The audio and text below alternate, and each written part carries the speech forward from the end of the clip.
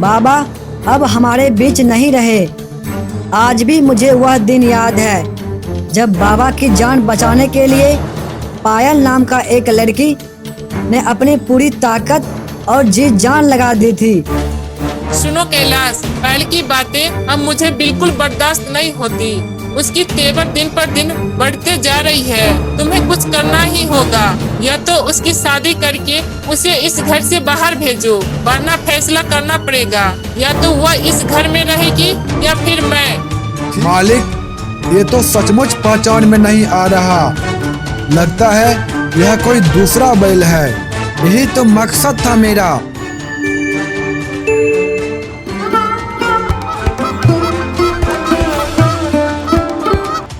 भाभी, मुझे मत मारिए। मैं जल्दी जल्दी काम कर रही हूँ। सुबह से ही घर का सारा काम मैं कर रही हूँ। बस मुझे थोड़ा और समय दीजिए, मैं अभी खाना भी बना दूंगी। तू हमेशा यही कहती है, अभी बना दूंगी, अभी कर दूंगी। घर के काम में ढिलाई चलेगी क्या? सब बैठे हैं भूखे पेट। नहीं भाभी, आप चाहे तो रम्या भाभी से पूछ लीजिए। मैं सुबह से ही घर का सारा काम कर रही हूँ। मुझे मत मारिए, मैं अभी खाना भी बना देती हूँ। रम्या आज ये बीमार क्यों है जो इतना धीरे धीरे काम कर रही है? नहीं भाभी, ये सब नाटक कर रही है। अभी थोड़ी देर पहले भाइयों को समझा रही थी, तब तो बिल्कुल ठीक थी। काम आते ही बीमार हो जाती है। मैंने गलत क्या कहा? भैया गांव के हर किसान के साथ छल करते हैं। किसान जब पूरा पैसा देते हैं तो उन्हें अनाज कम क्यों मिलता है? ऊपर से वजन में भी कटौती की जाती है। क्या ये सारा अनाज भैया का है? नहीं ना, ये तो सरकारी अनाज है। किसानों से छल करने के बजाय अगर उन्हें उसका हक पूरा मिले तो गांव के लोग कभी हमारे परिवार के बारे में अपशब्द नहीं कहेंगे। सुन पायल, आजकल तेरी जुबान बहुत तेज चलने लगी। अपनी बातों पर काबू रख, वरना तू जानती है कि मैं क्या कर सकती हूँ। और अगर तेरे भैया को मैंने ये सब बात बता दिया तो सोच तेरा क्या हाल होगा, समझी? भैया का नाम सुनते ही पायल बहुत डर जाती है, क्योंकि वह जानती है कि अगर चंपा भाभी ने सारी बातें भैया को बता दी तो भैया उसे डांटेंगे और मारेंगे। यह सोचकर पायल के दिल और दिमाग में गहरा डर बैठ जाता है। कैलाश देर रात अपने मजदूर के साथ गोदाम का सारा काम खत्म करके सुबह घर लौट रहा था। रास्ते में चलते हुए उसकी नजर एक साधारण मजदूर के घर पर पड़ी। घर के बाहर एक बहुत सुंदर और तगड़ा बैल बंधा हुआ था। बैल को देखते ही कैलाश के मन में लालच जग उठा। वह कुछ देर वहीं रुककर बैल को ध्यान से देखने लगा। उसके मन में ख्याल आने लगा, कितना अच्छा बैल है, अगर यह मेरा होता तो कितना फायदा होता। लालच में डूबा कैलाश सोचने लगा कि आखिर इसे अपनाने के लिए क्या तरीका अपनाया जाए। यही सोचते सोचते वह धीरे धीरे अपनी घर की ओर बढ़ गया। वो बैल तो सोने की खान है। अगर वो मेरे पास आ जाए तो खेती भी बढ़िया होगी और गांव में मेरी इज्जत भी बढ़ जाएगी। मुझे कोई तो रास्ता निकालना ही पड़ेगा। अरे जी, किस सोच में डूबे हो? सुबह से ही चुपचाप बैठे हो। अरे कुछ नहीं, बस उस बैल के बारे में सोच रहा था। अगर वो बैल हमारा हो जाए तो कितना फायदा होगा। घर के एक कोने में खड़ी पायल चुपचाप सब कुछ सुन रही थी। भैया, चंपा भाभी और मजदूर आपस में बैठक कर रहे थे और उसकी बातचीत से साफ झलक रहा था कि उसके मन में हमेशा छल और कपट ही भरा रहता है। पायल को यह देखकर बहुत बुरा लगा कि घर की तरक्की मेहनत या ईमानदारी से नहीं बल्कि चालबाजी और गलत तरीके से हो रही है। इतने में घर के बाहर से किसी की आवाज सुनाई दी। पायल को लगा जैसा यह आवाज किसी साधु की हो। वह तुरंत बाहर निकल आई। बाहर आकर उसने देखा कि एक साधारण और संत स्वभाव वाले साधु द्वार पर खड़े थे। बेटी, कुछ भिक्षा दे दो, भूखा हूँ और 2-3 दिन से पेट में अन्न का एक दाना तक नहीं गया। बाबा, मेरे पास तो कुछ नहीं है, लेकिन मेरे चंपा भाभी भाभी से कहकर आपके लिए कुछ लाती हूँ। चंपा भाभी, घर पर एक साधु आए हैं, वो भिक्षा मांग रहे हैं। आप उन्हें थोड़ा अनाज और कुछ पैसे दे दीजिए। पायल, तुझे समझ नहीं आता है क्या? घर पर कोई भी आ जाए तुम तुरंत उसे कुछ न कुछ दान दे देती हो। क्या मैंने पूरी दुनिया का बोझ अपने कंधों पर उठा रखा है? उन्हें जाकर कह दो कि हमारे पास कुछ भी नहीं है, वह खुद ही चले जाएंगे, समझी? चंपा भाभी की यह बातें सुनकर पायल के मन में गुस्सा भर गया, लेकिन वह चाहकर भी कुछ कर नहीं सकती थी, क्योंकि माता पिता के जाने के बाद घर में उसकी कोई बात नहीं सुनी जाती थी। सामने भैया भी थे, मगर उन्होंने चंपा भाभी को एक बार रोकना जरूरी नहीं समझा। घर का माहौल ऐसा था कि सभी के दिल कठोर हो चुके थे, किसी को किसी की परवाह नहीं थी। तभी पायल चुपके से जाकर उस साधु को थोड़ा अनाज दे देती है। धन्य हो बेटी, तुम्हारा मन बहुत पवित्र है। सच्ची भिक्षा वही है जो दिल से दी जाए। भगवान तुम्हें हमेशा खुश रखे। बेटी, तुम्हारे घर में कभी अन्न और खुशियों की कमी ना हो। तुम्हारी दया ही सबसे बड़ी पुण्य है। ऐसा कहकर साधु वहाँ से चला जाता है। पायल जब यह काम करती है तो उसके मन में ऐसा अनुभव होता है मानो उसके दिल गहरी शांति और सुकून मिल रहा हो। उधर घर के भीतर जब कैलाश को पायल की सुबह कई हुए बातें पता चलती है तो वह गुस्से से भर उठता। जैसे ही पायल घर के अंदर आती है, कैलाश उसे देखते ही गुस्से में कहता है, पायल, ये सब क्या सुन रहा हूँ मैं? और तुम ये बात ध्यान से सुनो। हमारे काम में तुम्हारी राय की कोई जरूरत नहीं है। मुझे अच्छे से पता है क्या करना है और क्या नहीं। तुम्हें जो काम दिया जाए बस तुम वही किया करो।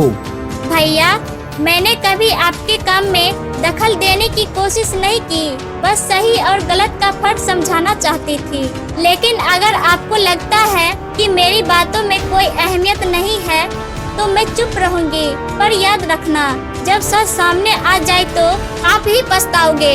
इतना कहकर पायल कमरे से बाहर चली जाती है। कैलाश गुस्से में वही खड़ा रहता है, लेकिन उसके मन में किसी कोने में पायल की बात चुभती रहती है। वह बाहर से कठोर बना रहता है, पर भीतर ही भीतर सोचने लगता है कि कहीं पायल सच तो नहीं कह रही है।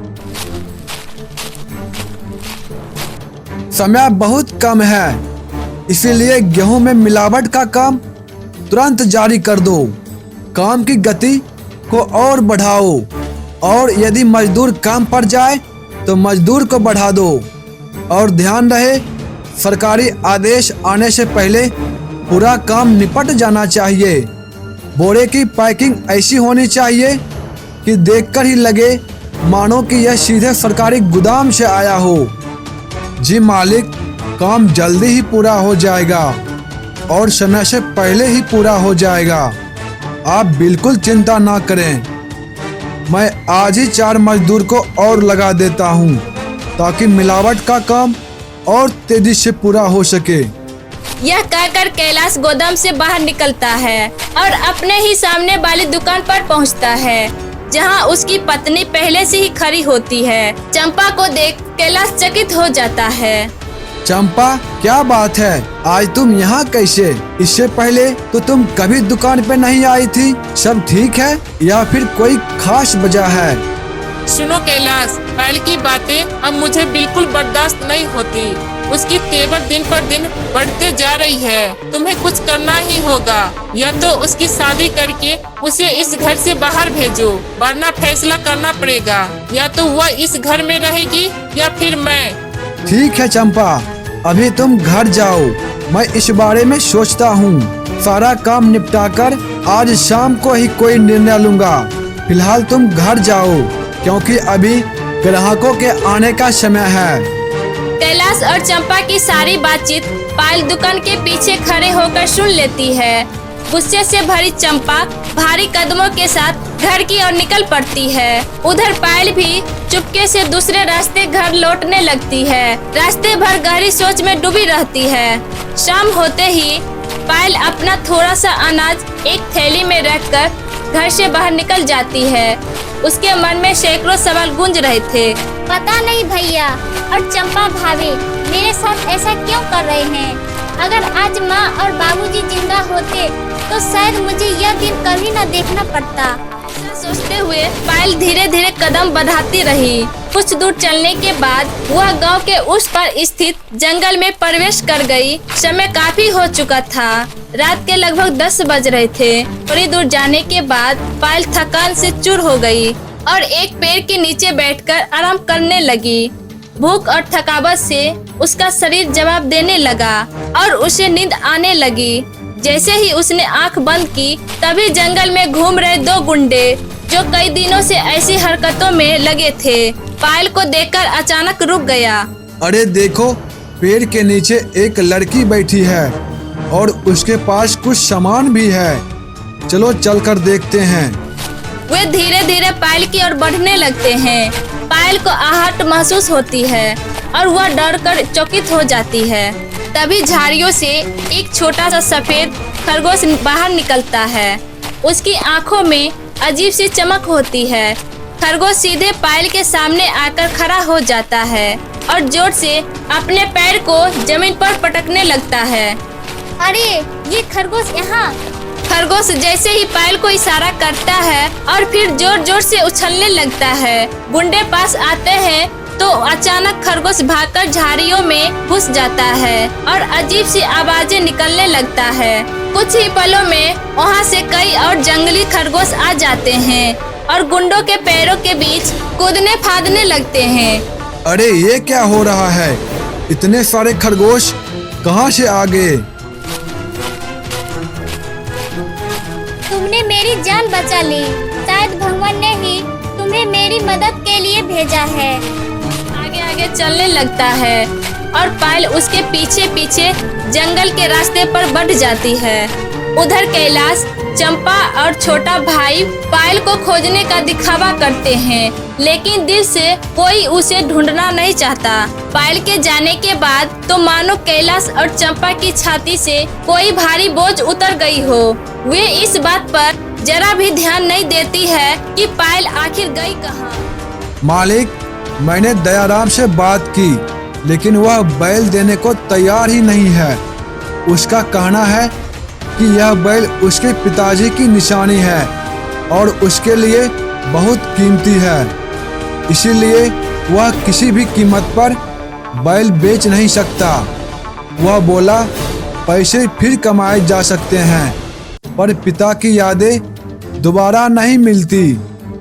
दयाराम भले जितना चाहे मना कर ले, लेकिन उस बैल में कुछ तो खास बात है। उसकी ताकत, उसकी चाल, सब कुछ अलग ही है। ऐसा बैल पूरे गांव में कहीं नहीं मिलेगा और मैं जानता हूँ अगर वो बैल मेरे हाथ लग गया तो मेरा धंधा और मेरा नाम दोनों आसमान छू लेंगे।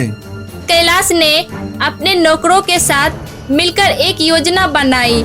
योजना यही थी कि आज आधी रात को वे बैल को चुपके से चुरा लाएंगे और उसे गोदाम के पीछे हिस्से में छुपा देंगे, जहां गांव वालों की नजर कभी नहीं पहुंचती। कैलाश की योजना के अनुसार नौकरों को सब कुछ समझ आ गया। रात ढलते ही 2 नौकर दयाराम के घर पहुंचे, जहां बैल बाहर ही बंधा था। दोनों चुपके से गए और बैल की रस्सी खोलकर उसे लेकर कैलाश की गोदाम की ओर निकल पड़े। मालिक, मैं बैल को ले आया हूँ, अब बताइए आगे क्या करना है? कैलाश कुछ देर तक सोचता रहता है, फिर वह दूसरे गोदाम में जाता है। थोड़ी ही देर बाद वह एक बाल्टी में गड्ढा हल्का लाल रंग भरकर लौटता है और अपने नौकरों से कहता है, ध्यान से सुनो, जो मैं कह रहा हूँ वही करना। इस रंग को उठाकर बैल पर डाल दो ताकि उसकी शक्ल और सूरत दोनों बदल जाए। जब ये रंग उस पर चढ़ जाएगा तो ना दयाराम और ना ही पूरा गांव कोई भी इसे पहचान नहीं पाएगा। नौकरों ने बैल के पूरे शरीर पर रंग इस तरह चढ़ा दिया कि उसकी असली पहचान बिल्कुल छुप गई। मालिक, ये तो सचमुच पहचान में नहीं आ रहा। लगता है यह कोई दूसरा बैल है। यही तो मकसद था मेरा। अब दयाराम लाख ढूंढे, अपने बैल को कभी पहचान नहीं पाएगा। और जब वह हार मान जाएगा तो पूरा गांव भी यही सोचेगा कि दयाराम का बैल कहीं गुम हो गया। उधर गांव में दयाराम जब अपने आंगन में बैल को ना देखता है तो बहुत बेचैन हो उठता है। उसकी चिंता देखकर आसपास पड़ोस के लोग भी परेशान हो जाते हैं। धीरे धीरे पूरे गांव में हलचल मच जाती है और यह खबर फैल जाती है कि दयाराम का बैल चोरी हो गया है।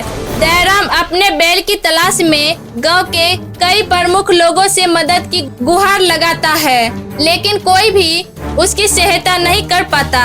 धीरे धीरे दयाराम को यह एहसास होने लगता है कि उसका बैल अब कभी वापस नहीं मिलेगा।